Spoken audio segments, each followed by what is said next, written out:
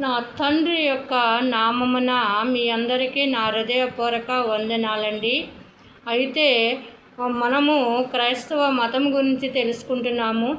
మతము అనేది ప్రజలు పెట్టిందండి. ఈ యొక్క మతము అనేది మతం మీద కక్షలు అచ్చులు చేయడం. మతము ఎక్కడికెక్కింది అంటే తలకెక్కిపోయింది మతం. ఈ మతస్థులను ఏమైనా చేయాలి, నాశనము చేయాలి అనేటువంటి ప్రజలకు తలకెక్కిపోతుంది. ఎవరికి ఎక్కిపోతుంది? ప్రజలందరికీ మతము ఎక్కకూడదు, తలకే మతము ఎక్కుతుంది.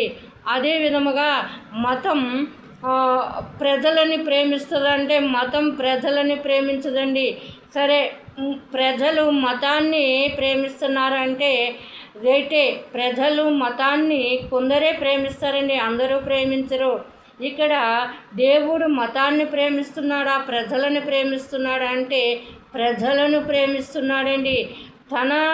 తనకిష్టమైన వారికి సమాధానం ఇస్తూ తనకిష్టమైన వారిని చేర్చుకుంటూ ప్రజలకి దగ్గరగా ఉంటున్నాడు దేవుడు. అలాగే ప్రజలు కూడా దేవుడికి దగ్గరగా ఉండాలి. రెండవది మనం చూసినప్పుడు యెహోవా కాలము కఠినమైనటువంటి కాలము. యేసు ప్రభువు వారి యొక్క కాలము కనికరము కలిగిన కాలము. మూడవ కాలము చూసినప్పుడు పరిశుద్ధాత్మ కాలము. మనం పరిశుద్ధాత్మ కాలంలో ఉన్నాము. ఈ పరిశుద్ధాత్మ కాలము ప్రభావము కాలము. ఈ యొక్క ప్రభావం అనేది మనుషులలోనికి ప్రభావాన్ని దించుతున్నాడు, ఒక ప్రభావమును దించుతున్నాడు. ఆ ప్రభావము గుండా ప్రజలు వెళుతున్నారు. అలాగే మరి ఒక చిన్నవాడు లేనిదే పెద్దవాళ్ళు లేరు. పెద్దవాడిని అయ్యాను అనుకుంటే చిన్నవాళ్ళని గుర్తు తెచ్చుకోవాలి. చిన్నవారిని ఎక్కడ అలాగే మోషిని కూడా చంపచూశారు, యేసుప్రభుని కూడా చంపచూశారు. మరి పరిశుద్ధాత్మను పొందిన వారిని ఇక కాలంలో కూడా చంపుతున్నారు, చంపడానికి ప్రయత్నిస్తున్నారు దేవుని యొక్క బిడ్డలను, అలాగే ప్రజలను కూడా. అలాగే మోషి గారు తన పనిని పూర్తి చేసుకుని ఆయన మరణించడం జరిగింది.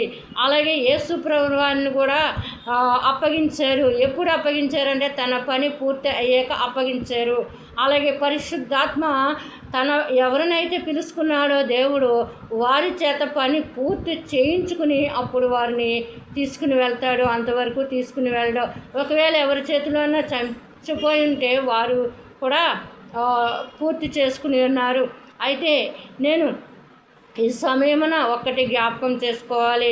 ఏంటంటే ఎవరైనా ఈ యొక్క చరిత్రలో ఈ శ్వాసముకు హాని జరిగిన, ఈ శ్వాసలకి కీడు జరిగిన, ఈ శ్వాసలకి మరి ఒక చంపినప్పుడైనా ఈ శ్వాసలకి ఏదైనా అన్యాయము జరిగితే, ఉదాహరణకి మన కళ్ళ ముందు జరిగినటువంటి విషయము అంటే నాకు సేవకులకు విరోధన కాదు, సేవకుల విషయమై నేను దేవుని ముందు కూర్చున్నాను, నిలిచాను, అది వేరే విషయము. ఆ యొక్క నేనేమి విరోధమును కాదు.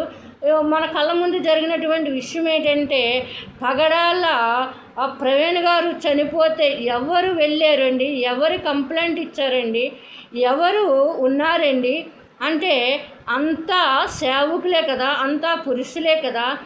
అలాగే ఒక విశ్వాసికి అన్యాయం జరుగుతుంటే ఈ రోజున ఎంతమంది పాస్టర్లు నిలబడి ఉన్నారు మీరు ఒక్కసారి ఆలోచించుకోవాలి. ఇక్కడ శాస్త్రుల నీతి కంటేను పరిచర్యల నీతి కంటేను మీ నీతి అధికము కాని ఎడల మీరు దేవుని రాజ్యం వెళ్ళలేరని బైబిల్ చెప్తుంది.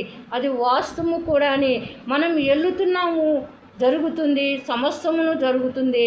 అదే విధముగా ఇప్పుడు సంఘము అంటే ఏ విధముగా ఉండాలి అంటే దేవుడు ఎలా సంఘాన్ని తయారు చేశాడు, సంఘమును యేసు ప్రభువు వారు ఏమి చెప్పారు అంటే ఆయనని దగ్గర చేర్చుకున్నాడు ఆయన. మరి సంఘం ఈ రోజున చేర్చుకుంటుందా అనేది మనం ఆలోచన చేసుకోవాలి.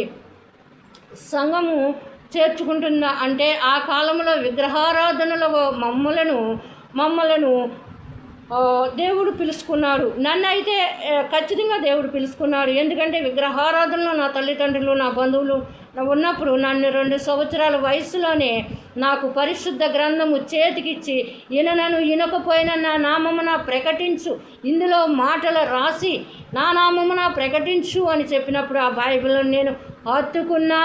అంత దూరం పరిగెట్టుకుని వెళ్ళి నేను పక్కపక్క నవ్వుకుంటూ ఉన్నాను. ఆనాడే నిజమైన సంతోషము నా హృదయంలో కలిగింది. తర్వాత మరి కొద్ది మాటలు దేవుడు దీవించునుగాక. ఆమేన్, ఆమేన్, ఆమేన్.